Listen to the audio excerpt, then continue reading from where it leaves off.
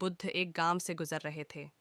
लेकिन उस गांव में लोगों के बीच गौतम बुद्ध को लेकर गलत धारणा थी, जिस कारण वो बुद्ध को अपना दुश्मन मानते थे। जब उस गांव में बुद्ध आए तो गांव वाले उन्हें बहुत भला बुरा कहने लगे और बधुआएं देने लगे। लेकिन इसके बावजूद भी बुद्ध गांव वालों की बात शांति से और मुस्कुराकर चुपचाप सुनते रहे। गांव वालों ने देखा कि उनकी बातों का बुद्ध पर कोई असर नहीं हो रहा है और वे विनम्रता से उनकी बातें सुन रहे हैं।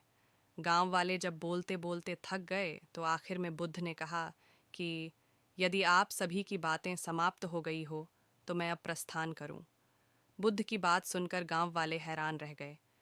लेकिन उस भीड़ में से एक व्यक्ति ने बुद्ध से कहा कि हमने तुम्हारी कोई प्रसन्नता नहीं की है, हम तुम्हें बधुआएं दे रहे हैं, क्या तुम्हें इससे कोई फर्क नहीं पड़ने रहता?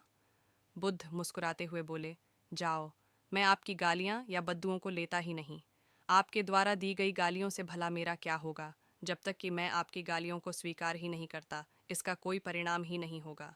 जानते हैं, कुछ दिन पहले एक व्यक्ति ने मुझे बहुत सारे उपहार दिए, लेकिन मैंने उसे लेने से मना कर दिया।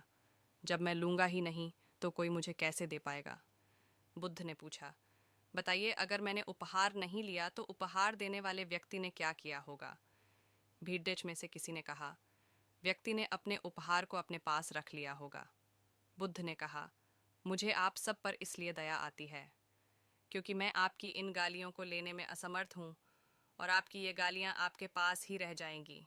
भगवान गौतम बुद्ध के जीवन से जुड़ी इस कहानी से यह सीख मिलती है कि हम अक्सर अपने दुखों का कारण दूसरों को समझते हैं, लेकिन असल में यह हम पर ही निर्भर करता है कि हम वास्तव में क्या लेना चाहते हैं, खुशी या गम, उदासी या मुस्कान।